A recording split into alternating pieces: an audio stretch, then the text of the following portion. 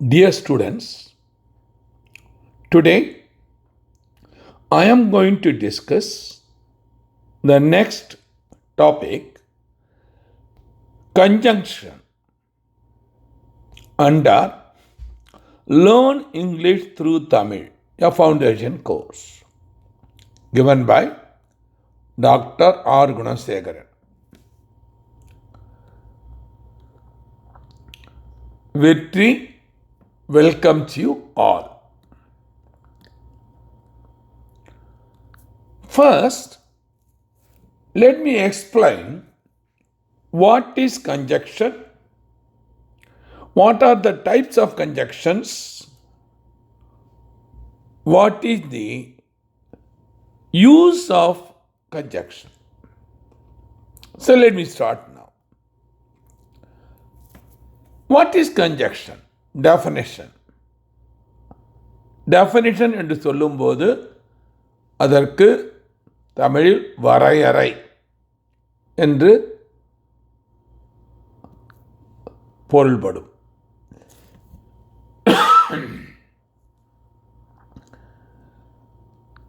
A conjunction is a word which merely joins together sentences and sometimes words. Let me repeat. A conjunction is a word which merely joins together sentences and sometimes words. இதனுடைய தமிழாக்கம், ஒரு இணைப்பு என்பது, conjunction இணைப்பு, ஒரு இணைப்பு என்பது வாக்கியங்களையும் சில சமயங்களில் சொற்களையும் ஒன்றாக இணைக்கும் ஒரு சொல். அதாவது இணைப்பு, ஒரு இணைப்பு என்பது வாக்கியங்களையும் சில சமயங்களில் சொற்களையும் ஒன்றாக இணைக்கும் சொல். That is the definition.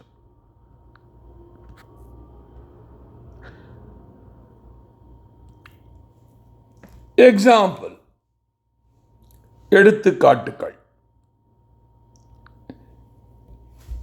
And, but, or, either or, both, not only, also. Let me repeat again. Example for conjunction: and, but, or, either or, both, not only, also. தமிழாக்கம்: and மற்றும், but ஆனால், or அல்லது, either or ஒன்று அல்லது, both இரண்டும், not only மட்டுமல்ல அல்லது அது மட்டுமல்ல, also கூட, ஆனால் என்றும் பொருள் கொள்ளலாம்.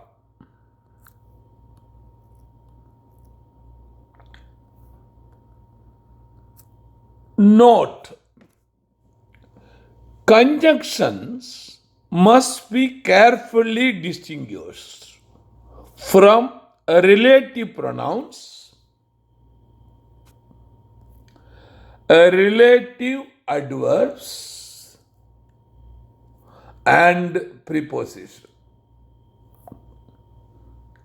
Kindly follow.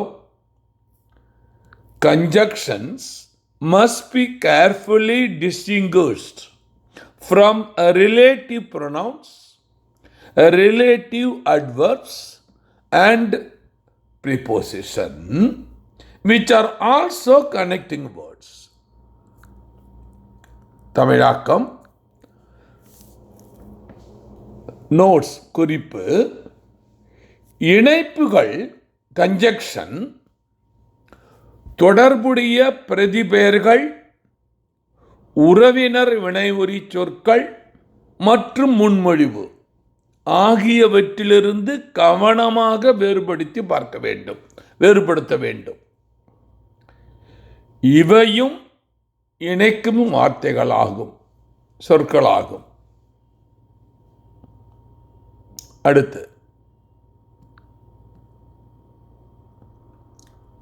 உதாரணமாக, this is the cave that Jack built. This is the cave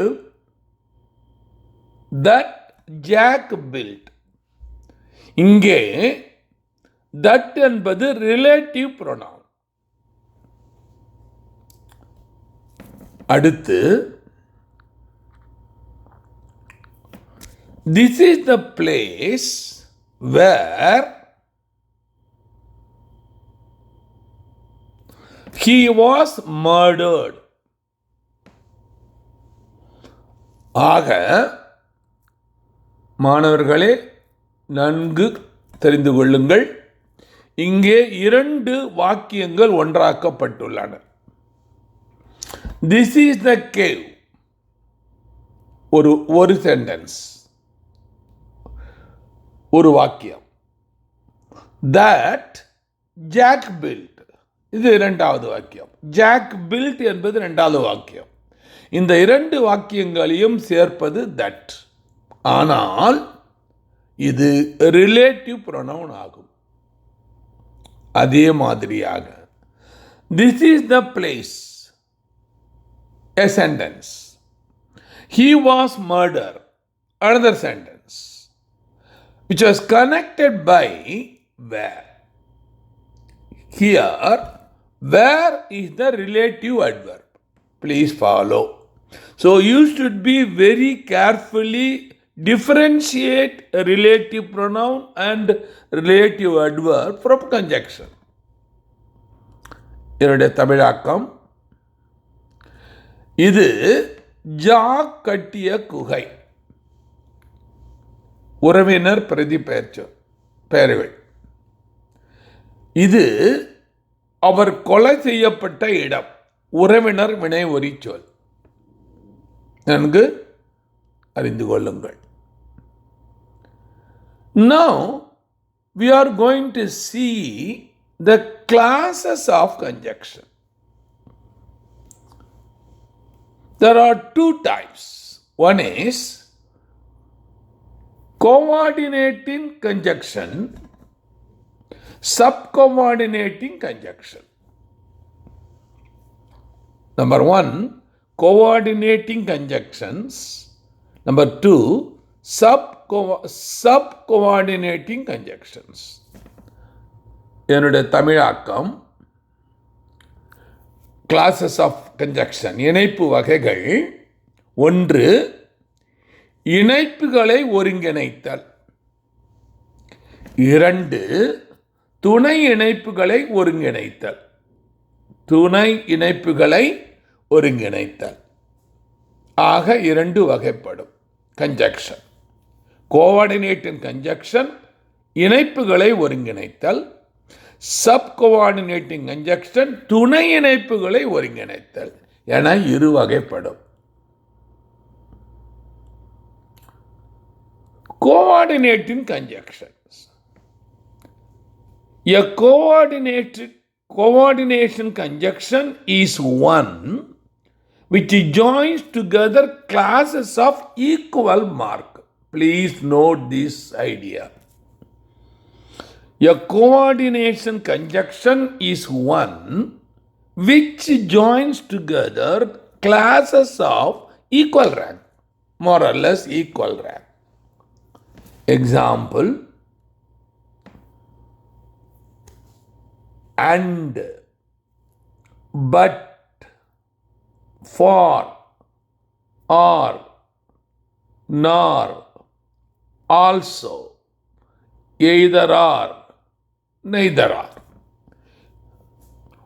All these examples are coordination conjunction. Coordination conjunction. தமிழாக்கம், ஒரு ஒருங்கிணைப்பு என்பது சமமான தரத்தில் உள்ள உட்பிரிவுகளை ஒன்றாக இணைக்கும் ஒன்றாகும். எடுத்துக்காட்டு அண்ட் மற்றும் அல்லது மேலும், பட் ஆனால், ஃபார் அதற்கு, ஆர் அல்லது, நார் அல்லது, ஆல்சோ மேலும், எய்தர் ஆர் ஒன்று, நெய்தர் ஆர் இல்லை அல்லது என்று தமிழில் பொருள் கொள்ளலாம். Coordinating conjunctions are of 4 types. Coordinating conjunction are of 4 types. அதாவது ஒருங்கிணைப்பு இணைப்புகள் 4 வகைகளாகவும் அவை ஒவ்வொன்றாக இப்பொழுது பார்க்கலாம். 1. Cumulative or copulative, which merely add one statement to another statement. Please follow. Cumulative or copulative, which merely add one statement to another. Specific example, and. தமிழாக்கம் ஒட்டுமொத்த அல்லது கூட்டுத்தொகை. கியூமுலேட்டிவ் ஒட்டுமொத்த, கோப்புலேட்டிவ் கூட்டுத்தொகை. இது ஒரு அறிக்கையை மற்றொரு அறிக்கையுடன் சேர்க்கும். அதாவது மற்றும் என்ற வார்த்தை 2 அறிக்கைகளை ஒன்று சேர்க்கும். அதை கியூமுலேட்டிவ் ஆர் கோப்புலேட்டிவ் என்று கூறலாம். 2வது வகை conjunction adversative, which express opposition or contrast between 2 statements. Let me repeat again. Second type, adversative, which express opposition or contrast between 2 statements. Example, but, still, only. தமிழாக்கம் 2 அறிக்கைகளுக்கு இடையே உள்ள எதிர்ப்பை அல்லது வேறுபாட்டை வெளிப்படுத்தும் எதிர்மறை கன்ஜக்ஷன். உதாரணம், பட் ஆனால், ஸ்டில் இன்னும், ஒன்லி மட்டும். இந்த வார்த்தைகள் 2 அறிக்கைகளுக்கு இடையே உள்ள எதிர்ப்பு அல்லது வேறுபாட்டை வெளிப்படுத்தும் எதிர்மறை உபயோகப்படுத்த வேண்டும். 3வது, distinctive or alternative conjunction express a choice between 2 alternatives. A choice between 2 alternatives. Example, or, either or, neither or, else. இதனுடைய தமிழாக்கம், மற்றவற்றுக்கு இடையே ஒரு தேர்வை வெளிப்படுத்தும் விலகல் அல்லது மாற்று இணைப்பு. மற்றவற்றுக்கு இடையே ஒரு தேர்வை வெளிப்படுத்தும் விலகல் அல்லது மாற்று இணைப்பு.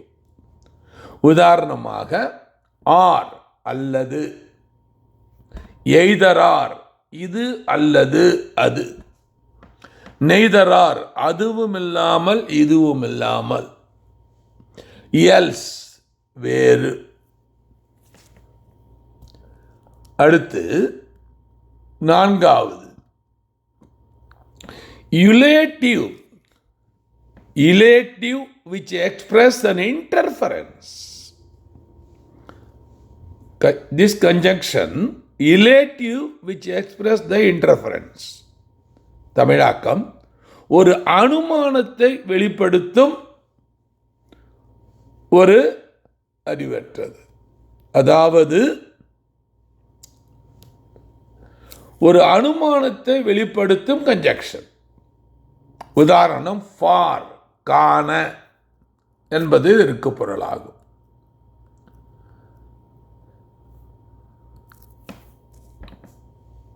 Subcoordinating conjunction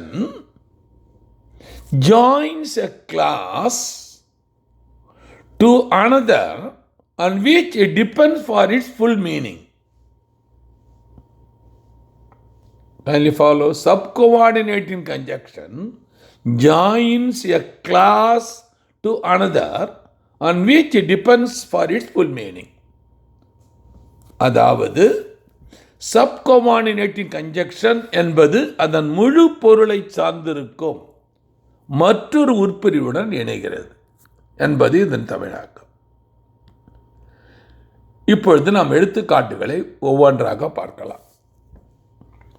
example: after, because, if, that, தோ, although, till, before, unless, as, when, where, why.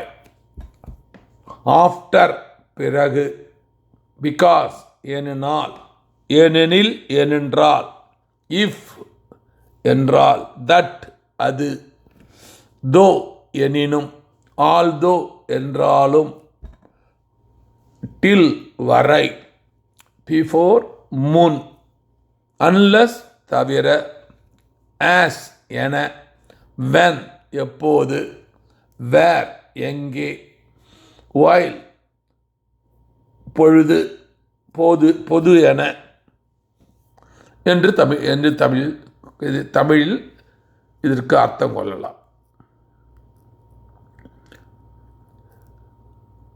நாம் இப்பொழுது இந்த கன்ஜக்ஷன்ஸ் கிளாசிஃபிகேஷன் பேஸ்ட் ஒவ்வொன்றாக பார்க்கலாம். அதாவது நம்பர் 1, டைம். டைமை குறித்து இப்பொழுது பார்க்கிறோம். டைம், அதனுடைய conjunction before, till, since, after. இந்த கன்ஜக்ஷன் வார்த்தைகள் அனைத்தும் டைம் ரிலேட்டட். அதாவது டைம் என்பது நேரம். உதாரணம்: பிஃபோர், முன், till, வரை, since, முதல், ஆஃப்டர், பின்னர், பின். Second, cause or reason. Cause or reason. உதாரணம்: because, as. Because, as. அதாவது காரணம் அல்லது காரணம் என்று கூறலாம். ரீசன், காஸ் இரண்டிற்கு காரணம் என்று தமிழில் பொருள் கொள்ளலாம். இதற்கு உதாரணம் பிகாஸ், ஏனெனில், ஏனென்றால், ஆஸ், என என்று தமிழில் பொருள் கொள்ளலாம். மூன்றாவது பர்பஸ். பர்பஸ் என்றால் நோக்கம். பர்பஸ் எக்ஸாம்பிள்: தட், பெஸ்ட் என்பது எக்ஸாம்பிள்ஸ். அதாவது தமிழில் தட், அது, பெஸ்ட், சிறந்தது என்று தமிழில் பொருள் கொள்ளலாம். நான்காவது ரிசல்ட். உதாரணம்: தட். ரிசல்ட் என்பது தமிழாக்கம் முடிவு. தட், அது. ஐந்தாவதாக condition. Example: if, unless. Condition என்பதற்கு தமிழ் பொருள் கொள்வோம் நிபந்தனை என்று பொருள் கொள்ளலாம். உதாரணம்: இஃப் என்றால், அன்லஸ் தவிர என்று பொருள் கொள்ளலாம். ஆறாவதாக கன்செஷன். உதாரணமாக தோ, ஆல்தோ. கன்செஷன் என்பதின் தமிழாக்கம் சலுகை. அதற்கு உதாரணம் தோ இருந்தாலும், ஆல்தோ இருப்பினும் என்று பொருள் கொள்ளலாம். அடுத்து கம்பாரிசன். உதாரணம் எக்ஸாம்பிள் தேன். ஒப்பீடு. கம்பாரிசன் என்பதற்கு தமிழாக்கம் ஒப்பீடு. தேன் விட, அதைவிட, இதைவிட என்று பொருள்படும். இப்பொழுது நாம் கடைசியாக பார்க்க இருப்பது யூசஸ், பயன்கள்.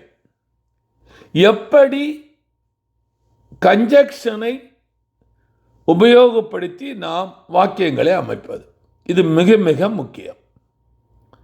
இதற்கு சில உதாரணங்களை இங்கே கீழே கொடுத்துள்ளேன். மாணவர்களே, நன்கு பார்த்து புரிந்து கொள்ளுங்கள். Number 1, many things happened.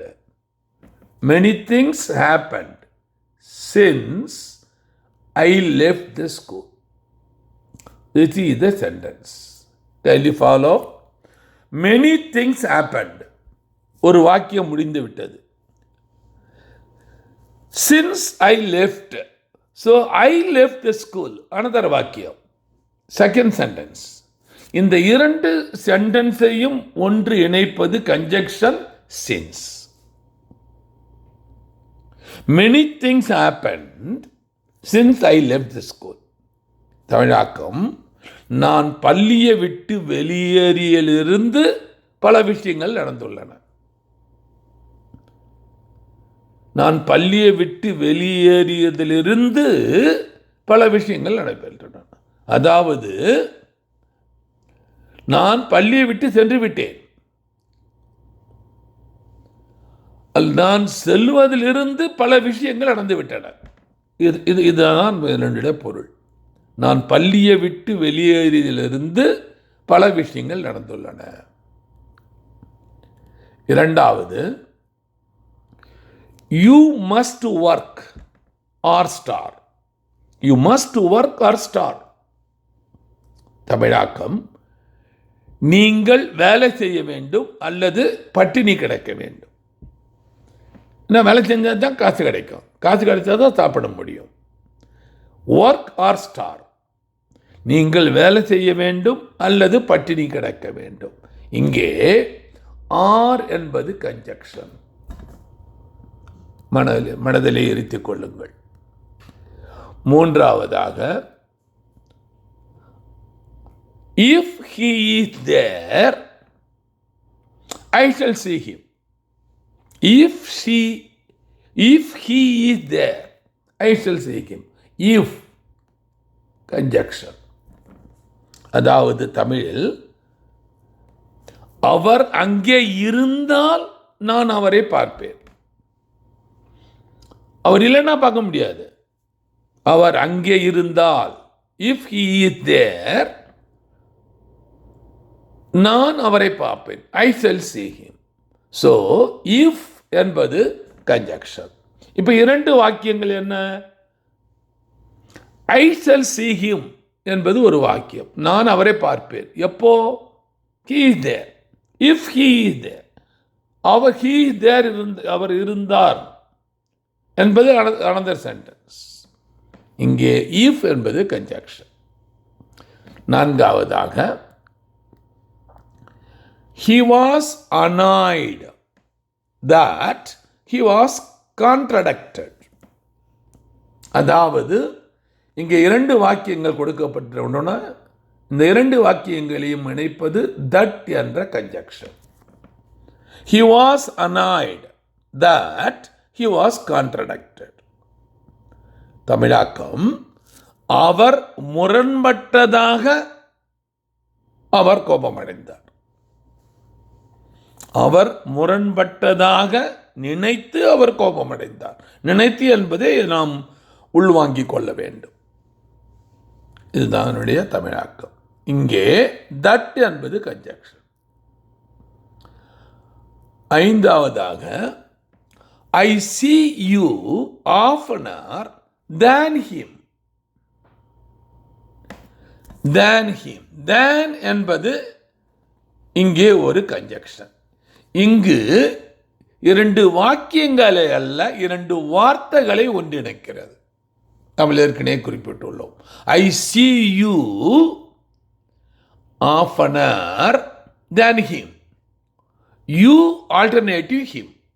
அதாவது அவரை விட, than விட கன்ஜங்ஷன், நான் உங்களை அடிக்கடி பார்க்கிறேன்.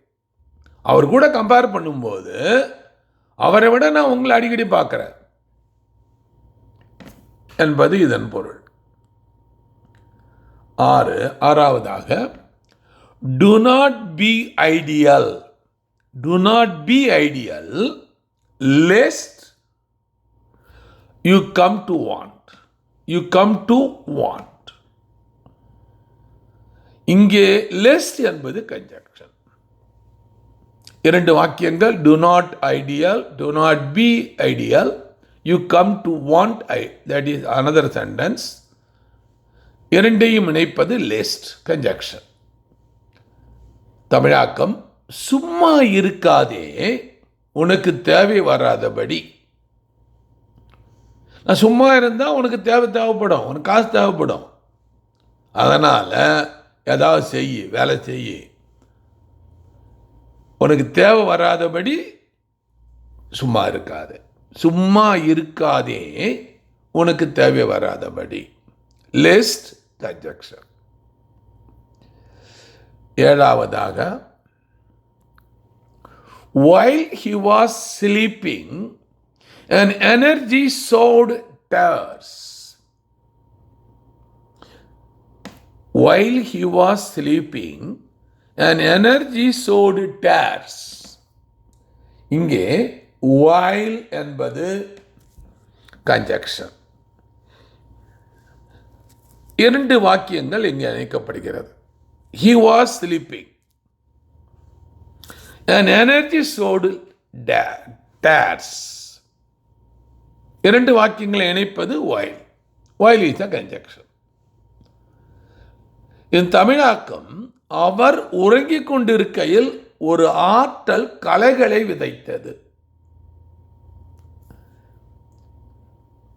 உறங்கிக் கொண்டிருக்கும் போது, உறங்கிக் கொண்டு இருக்கையில், இல் இருக்கும் பொழுது, அதாவது while, ஒரு ஆற்றல், an energy, களைகளை விதைத்து. கலை என்று கூறும்போது மாணவர்களாக நீங்கள் இப்போ உதாரணமாக ஒரு நெற்பயிர்கள் விளைகிறது, அது கூடிய புல்களும் விளைகின்றன. அந்த புல்களை நாம் களைகள் என்று சொல்லுவோம். அதே மாதிரி இங்கே என்ன பொருள் கொள்ள வேண்டும் என்றால், அன்வான்ட் திங்ஸ், தேவையில்லாத நினைவுகளை ஒரு ஆற்றல் விதைத்தது என்று பொருள் கொள்ள வேண்டும். அவர் உறங்கிக் கொண்டிருக்கையில் ஒரு ஆற்றல் தேவையில்லாத ஒரு நினைவுகளை விதைத்தது, களைகளை விதைத்தது. The day is pleasant, only rather cold. Only rather cold. The day is pleasant, only rather cold. இங்கே இரு வாக்கியங்களை அல்ல, இரு வார்த்தைகளை இணைக்கிறது. rather என்பது கன்ஜங்ஷன். அதாவது the day is pleasant only, நாள் இனிமையானது. rather மாறாக குளிர். அதாவது குளிர் மட்டும் இல்லாமல் இருந்தால் the day is very pleasant என்பது இதனுடைய பொருள். The day is pleasant only problem is cold என்பது இதனுடைய பொருளாகும். நாள் இனிமையானது, மாறாக குளிர். ஆக இந்த வகுப்பில் கன்ஜக்ஷன் என்றால் என்ன, எத்தனை வகை, அவைகள் எப்படி நாம் வாக்கியங்களாக புரிந்து கொள்வது என்பதை பற்றி மிக விரிவாக எடுத்து கூறியுள்ளேன். இத்துடன் இந்த வகுப்பை முடித்து கொள்ளலாம். உங்களிடமிருந்து விடைபெறுவது டாக்டர் ஆர் குணசேகரன். மீண்டும் அடுத்த வகுப்பில் சந்திப்போம். நன்றி, வணக்கம்.